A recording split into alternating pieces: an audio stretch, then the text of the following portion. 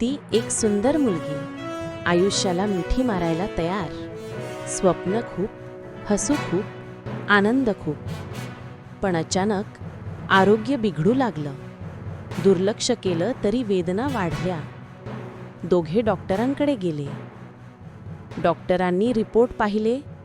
एक शब्द, एक धक्का, कॅन्सर.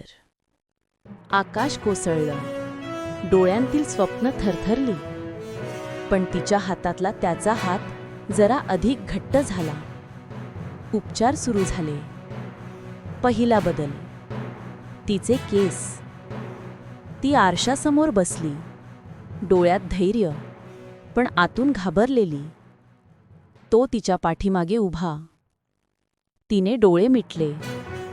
आणि तेव्हा क्लिक.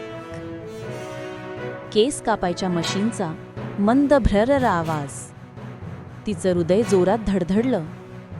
पहिला केस खाली पडला आणि तिचा पहिला अश्रूही. ती तुटू लागली, जणू स्वतःपासून दूर जात होती.